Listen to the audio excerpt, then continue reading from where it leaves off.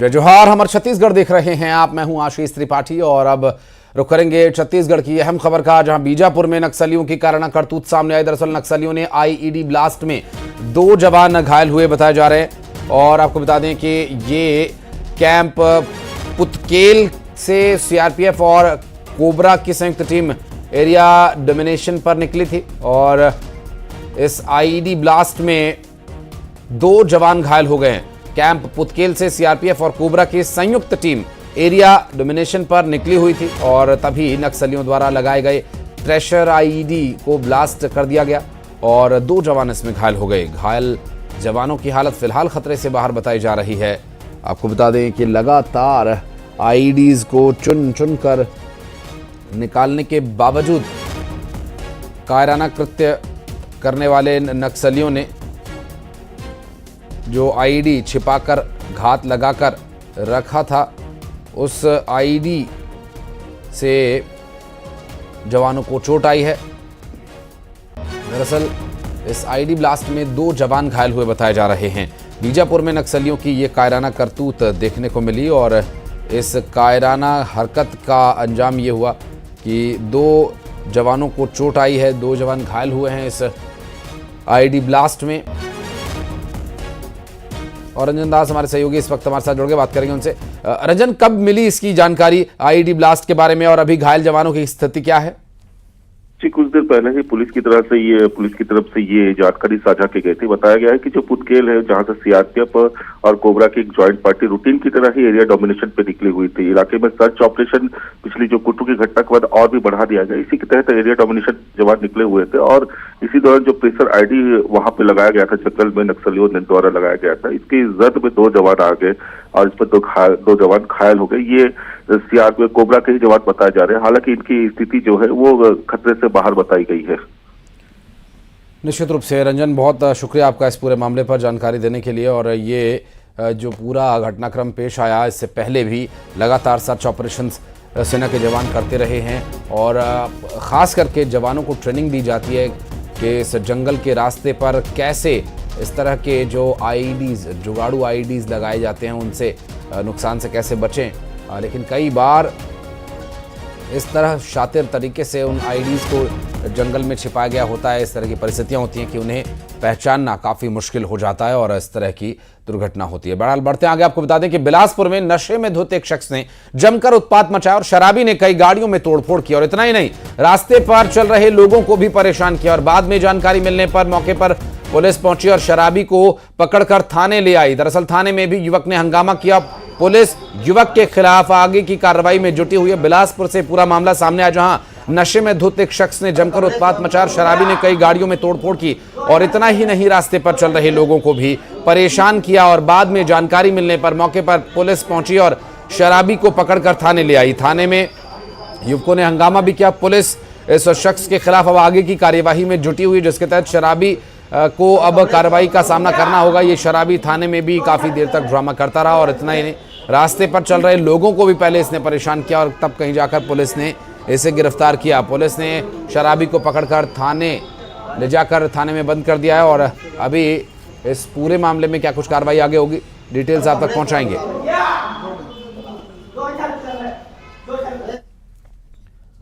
और बलरामपुर से एक शर्मनाक तस्वीर सामने आई, जहां एक गर्भवती महिला को एम्बुलेंस तक पहुंचाने के लिए स्ट्रेचर का सहारा लेना पड़ा। दरअसल गर्भवती महिला के घर तक सड़क नहीं होने की वजह से एम्बुलेंस उसके घर तक नहीं पहुंच पाई। अब इसके चलते गर्भवती महिला को मितानिन की मदद से स्ट्रेचर के सहारे एम्बुलेंस तक पहुंचाया गया और इसका वीडियो भी सामने आया। आपको बता दें कि बलरामपुर से शर्मनाक वीडियो सामने आया है और इस वीडियो में आप देख सकते हैं गर्भवती महिला को एम्बुलेंस तक पहुंचाने के लिए स्ट्रेचर का सहारा लेना पड़ रहा है, क्योंकि रास्ता ठीक नहीं है। ऐसे में महिला को घर तक कैसे पहुंचाया जाए, तो ये डंडे की डोली बनाकर उसे ले जाया जा रहा है और एम्बुलेंस तक पहुंचाने के लिए महिला को इस तरह से रखकर ले जाया जा रहा था। बलरामपुर से सामने आई ये तस्वीरें।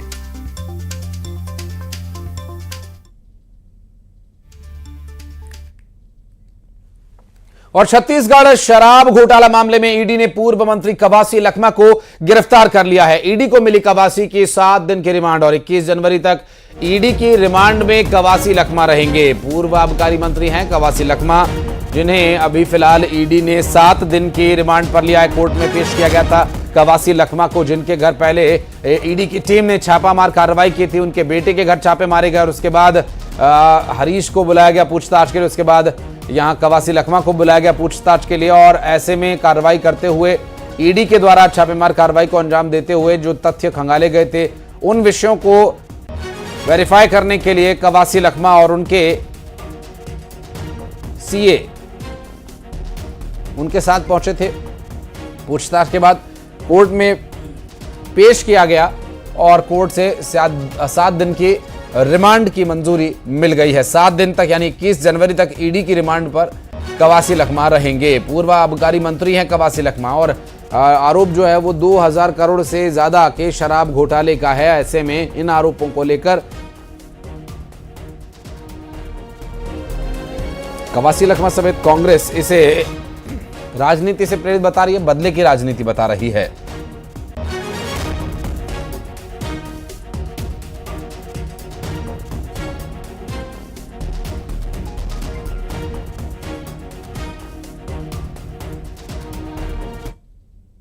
और कवासी लखमा की गिरफ्तारी पर ईडी के वकील का बयान सामने आया। ईडी के वकील ने कहा कि कवासी लखमा को हर महीने 2 करोड़ रुपए भेजे जाते थे।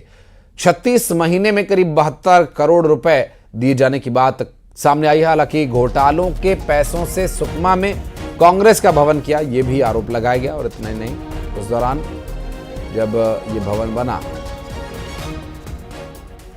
तो आरोप यह भी है कि कवासी लखमा के बेटे का घर बनाने के लिए भी इन रुपयों का इस्तेमाल किया गया। महीने इनको दिया जाता था। अरुण प्रदीप त्रिपाठी ने ये कहा था कि अवार्ड फ्रॉम 50 लाख के ऊपर 1.5 करोड़ रुपया और दिया जाता था। तो 1.5 करोड़ और दिया जाता था। इस हिसाब से जो टोटल राशि हुई वो 2 करोड़ की हुई मासिक। तो 36 महीने तक चूंकि ये कार्रवाई चली है, तो 36 महीने में हमारा जो प्रोजेक्शन प्रोसीड्स ऑफ क्राइम वो 72 करोड़ का है। प्रति महीना 2 करोड़ के हिसाब से 36 महीना 72 करोड़ जी। तो और कवासी लखमा की गिरफ्तारी पर सीएम साय ने कहा कि शराब घोटाले की जांच ईडी कर रही है और करीब 2000 करोड़ के घोटाले की आशंका है। इसमें जो भी दोषी होगा उस पर ईडी कार्रवाई करेगी। कांग्रेस कुछ भी बोले कुछ भी करे, कानून सबके लिए बराबर है। जो दोषी होगा उस पर कार्रवाई जरूर होगी। की बात जहां तक है कि शराब घोटाले की जांच ईडी कर रहा है, करीब 2000 करोड़ घोटाले की उसमें आशंका है और इसमें जो भी दोषीदार होंगे उसके ऊपर ईडी कार्रवाई करेगी। और शराब घोटाला मामले में कवासी लखमा की गिरफ्तारी के बाद मंत्री केदार कश्यप का बड़ा बयान सामने आया। केदार कश्यप ने कहा कि भूपेश बघेल का मोहरा बन गए कवासी लखमा। मंत्री केदार कश्यप ने भूपेश बघेल को प्रमुख घोटालेबाज बताया। उन्होंने आरोप लगाया कि भूपेश बघेल ने एक आदिवासी को अपराध करने के लिए मजबूर कर दिया। आरोप लगाया कि लूट के असली सरगना भूपेश बघेल हैं। शराब का पूरा घोटाला भूपेश बघेल की सरपरस्ती में हुआ और इस पूरे मामले को लेकर बघेल ने जनधन की लूट मचाकर छत्तीसगढ़ को गांधी परिवार का एटीएम बना दिया।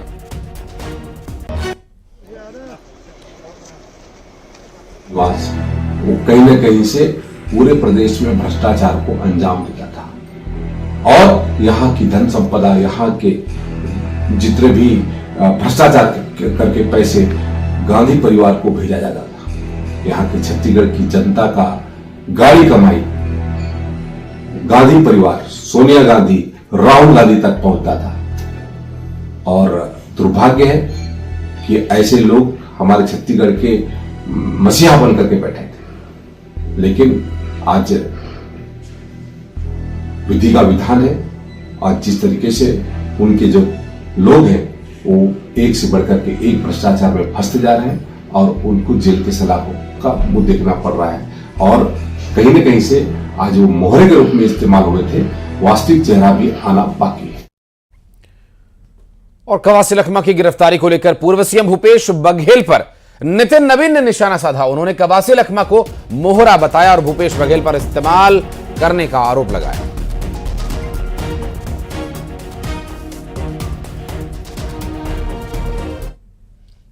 मैंने तो यही समझा कि एक ट्राइबल के द्वारा अपराध करा दिया गया, मास्टरमाइंड अभी पीछे बैठा है, पर कानून इतना मजबूत है कि उस मास्टरमाइंड को भी पकड़ निकालेगा।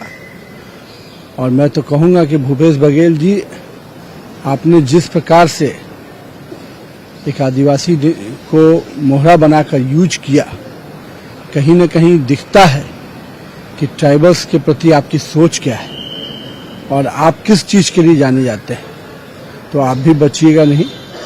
ट्राइबल्स को मोहरा जरूर आपने बनाया है, लेकिन इस अपराध का जो असली जनक है कानून वहां तक भी पहुंचेगा।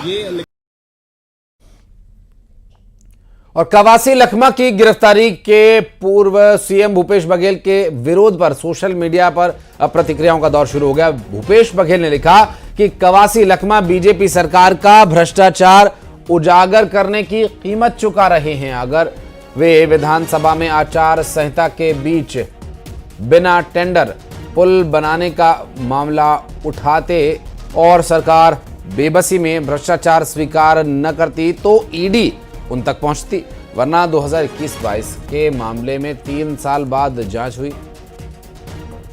और जांच के बाद ईडी क्यों उन तक पहुंची।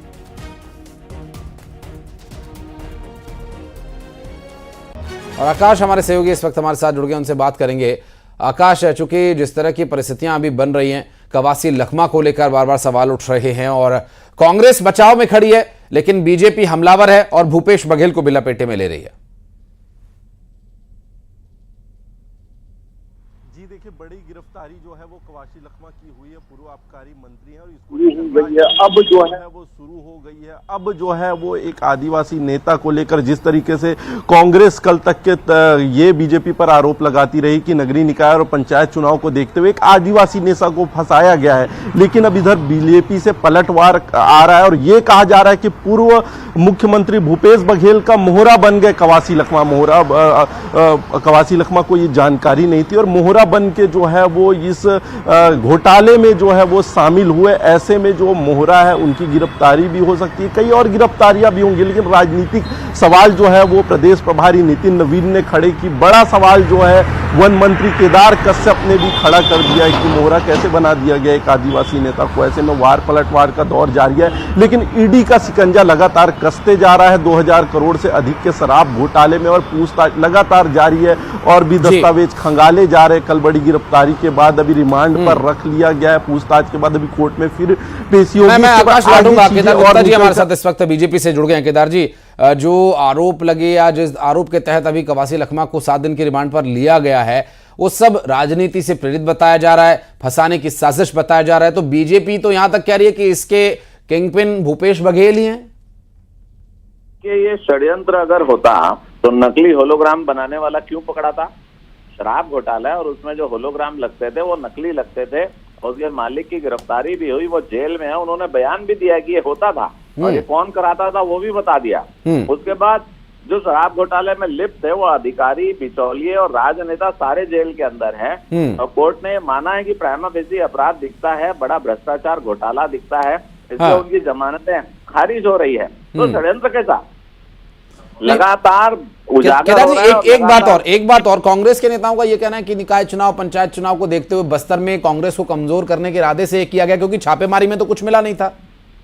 बस्तर में तो अब बहुत मजबूत हो रही है भारतीय जनता पार्टी और कांग्रेस शुरू से कमजोर है, क्योंकि वो नक्सलवाद के साथ खड़ी थी। कहीं ना कहीं वो कहते थे हम नक्सलवाद से बात करेंगे और झीरम घाटी के समय भी कवासी लखमा जी के ऊपर संदेह की सुई जाती थी। ये मैं नहीं कह रहा। ये जब हॉस्पिटल में एडमिट थे तो चरणदास महंत वहां गए थे, उस समय के बयान के आधार पर है। तो ये तो बस्तर को कमजोर कर रहे थे कांग्रेसी और कवासी लखमा। अब तो बस्तर मजबूत हो रहा है, नक्सलवाद खात्मे की ओर है। तो निश्चित रूप से इन्होंने आर्थिक भ्रष्टाचार किया, सामाजिक भ्रष्टाचार किया और भ्रष्टाचार को पीछे करने का काम किया। तो मेरा मानना है जांच अब नकली होलोग्राम से और नकली होलोग्राम पकड़ाने से और उसके बिचौलियों से, अधिकारियों से होते हुए आबकारी विभाग के मंत्री के पास पहुंची है। और मुझे ऐसा लगता है इसमें और कुछ बड़ी गिरफ्तारियां होना शेष है, क्योंकि मुख्यमंत्री के शासन में ही आबकारी का बड़ा घोटाला हुआ है। तो निश्चित रूप से जांच का विषय है, जांच चल रही है और किसी भी भ्रष्टाचारी को नहीं छोड़ा जाएगा जिसने छत्तीसगढ़ महतारी में लूट मचाई है। 2200 करोड़ रुपया छत्तीसगढ़ महतारी का, नौजवानों का, किसानों का, अरे खा लिया आप लोगों ने। जी, धनंजय ठाकुर जी हमारे साथ कांग्रेस पार्टी से जुड़ गए, उनका भी रिएक्शन इस पर लेंगे। धनंजय जी, अब 7 दिन की रिमांड पर लिया गया कवासी लखमा को और इस पर आरोप ये भी है, बीजेपी के नेताओं का, प्रवक्ताओं का यहां तक कहना है कि किंगपिन तो भूपेश बघेल ही हैं। जो सर्वोच्च नेता हैं नरेंद्र मोदी जी, जब वो फर्जी और झूठे आरोप लगाते हैं तो भाजपा नेताओं के जो बातें हैं उसमें कितना दम होगा। ये 1 साल 2 साल होने जा रहा है ईडी के आरोप का। देश के प्रधानमंत्री पद पर बैठा व्यक्ति अगर आरोप लगा रहे हैं तो कुछ तथ्य सबूत तो उसके पास होगा। उन्होंने अभी तक ईडी को सबूत और तथ्य क्यों नहीं दिया है? आज तक ईडी जो है कोई चार्जशीट प्रस्तुत कोर्ट में नहीं कर पाई है, मतलब कोई सबूत नहीं है। तो सिर्फ राजनीतिक तरह के तहत आरोप और लगाया जा रहा, फंसाया जा रहा है। ये कुछ भी कर ले, इस देश में भारतीय जनता पार्टी की साथ गिर रही है। प्रदेश में विष्णु साय की सरकार अलोकप्रिय हो चुकी है और नगरीय निकाय चुनाव में भारतीय जनता पार्टी की करारी हार होगी। और इस हार से बचने के लिए कांग्रेस नेताओं का छवि धूमिल करने के इस प्रकार से ईडी का दुरुपयोग किया जा रहा है। ईडी जो है भारतीय जनता पार्टी के लिए इलेक्शन डिजाइनर बन चुकी है। ईडी आके छापामार कार्य करती है, भाजपा पर नेता आते हैं और कांग्रेस पर आरोप लगाते हैं और पूरा देश देख रहा है किस प्रकार से चंद्रबाबू नायडू हो, अजीत पवार हो, हेमंत बिस्व शर्मा हो या अजीत नारायण राणे हो, शिवेंदु अधिकारी हो, जिन पर ईडी ने आरोप लगाया था, वो सारे के सारे नरेंद्र मोदी जी के करीबी और प्रिय हैं। उससे देश देख रहा है किसी विपक्षी दल के लिए लोगों को परेशान किया जा रहा है। नहीं धनंजय जी, क्योंकि जो नितिन नवीन जी ने निशाना साधा भूपेश बघेल पर, उन्होंने कहा कि कवासी लखमा को मोहरा बनाया गया भूपेश बघेल के द्वारा। मैंने तो आपसे कहा ना, जब भाजपा के जो बड़े नेता है नरेंद्र मोदी जी वो फर्जी और झूठे बात करते हैं तो नितिन नवीन जी की बात में कितना दम होगा? इनका गुरु ही वैसी है, तो सब चिल्लाए। जवाब ले लेते हैं। केदार गुप्ता जी हमारे साथ बीजेपी से मौजूद है। केदार जी, कुछ कहना चाहेंगे?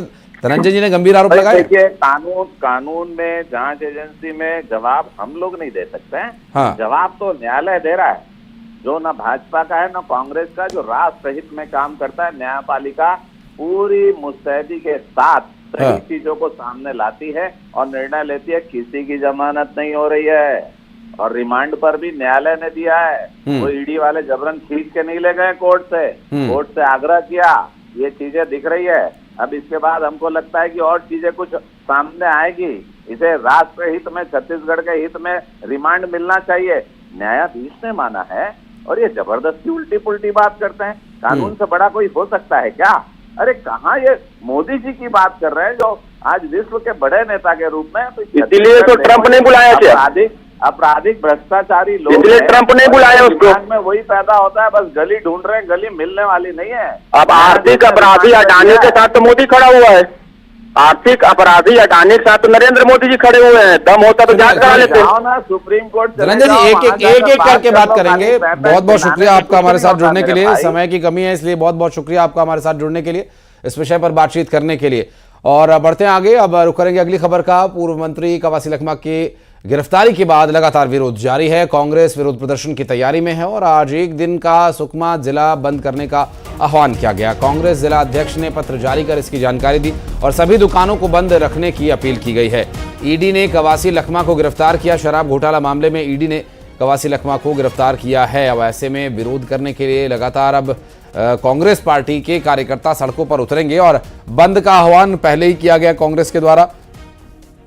सुकमा जिला बंद रखा जाएगा विरोध में और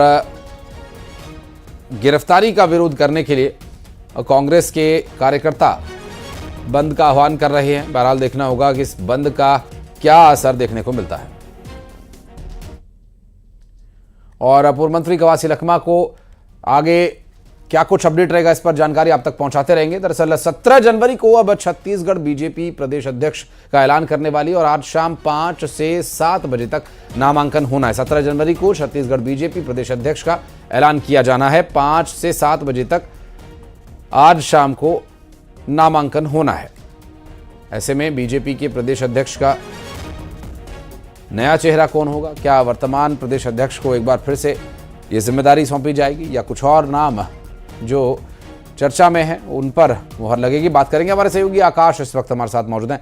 आकाश, क्या डिटेल्स मिल पा रही हैं? अभी आज तो नॉमिनेशन फाइनल होंगे और बताया जा रहा है कि कल तक नाम भी घोषित किया जा सकता है।